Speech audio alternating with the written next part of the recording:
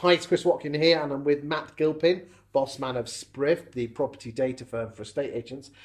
Matt, you're part of the home buying and selling group, the government committee, where they brought all the movers and shakers of the industry, and I think Kate Falconer is the chairlady of that organisation. Why is the home buying and selling group important to estate agents, and how would it make their life easier? Talk to me.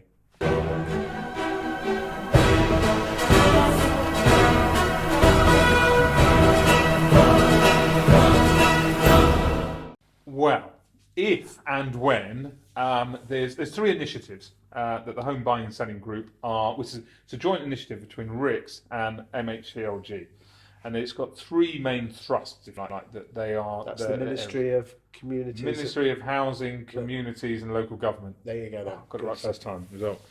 So the three areas of focus, if you like, are leasehold reform. Including, and they've already made the recommendations to the government, including a maximum of 14 days before that a management company has to respond to requests for a management pack. So that's immediately going to help transaction times around selling leasehold properties. Reservation agreements.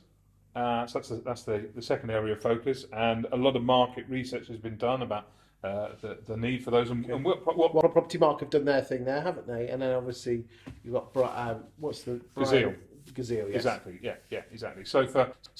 And it's been really interesting to see the feedback from Kantar, which was the market research company that was the government employed to go out and really sort of do some focus groups with both buyers and sellers around reservation agreements. And as they can start to see, that's really fashioned what could be quite a smart solution there. And then the third area they're looking at is upfront information. So upfront information would naturally lead into reservation agreements as well. But the provision of, and nobody there wants to talk about HIPs. Does sound like a HIP, doesn't it?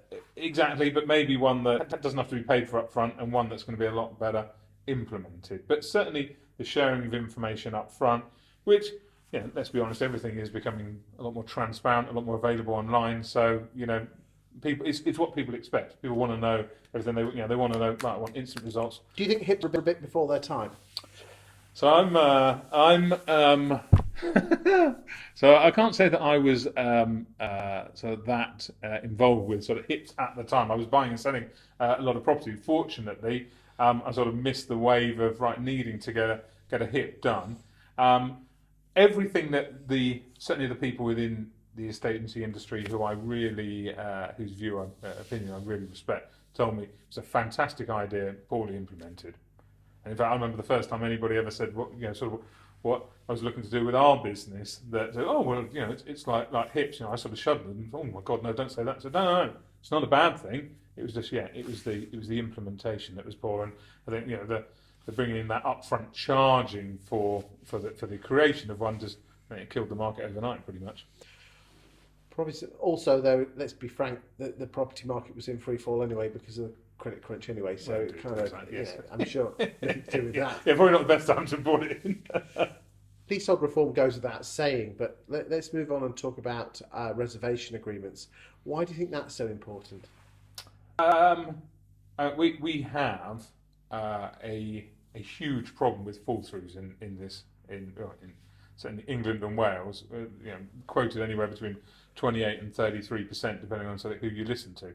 And if you then think about the volume of transactions that are going through, and then put another sort of 28 to 33% on top of that don't go through, it's not only just the cost of abortive costs. So, I've had to pay for that survey fee or those searches or just there's time on the clock with my solicitor say.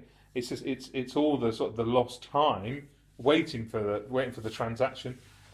Businesses could go out of business waiting for transactions. So I think by having an agreement for those people that want to use those, want to have a surety that providing this and this happens, I'm definitely selling to you. And providing that and that happens, you're definitely buying from me. So when is this going to happen? Does this need legislation? Because I seem to have been hearing about Gazelle for an awful long time, and basically, more importantly, reservation agreements. Sorry about Gazelle, but yeah.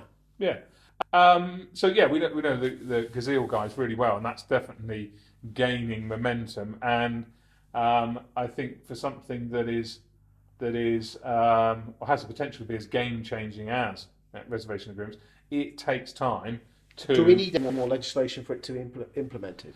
I think they're pretty much almost there. The sort of I think some of it is commercially protected, but certainly the way their solution works, I believe they're pretty much there. What about property data? Why is that so important?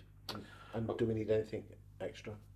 We certainly need what's been described as a single source of truth, or an agreed data set that's made available up front, so that I know when I'm coming around to look at your house, right, that's it, and then maybe there's a second stage before I'm offer or at offer, certainly before it's gone under offer, where I kind of know enough information. Not doesn't need to be the whole search. Property reference number and things like that. Is this what we're talking about? No, unique property reference number is like the barcode for property. Okay. All right.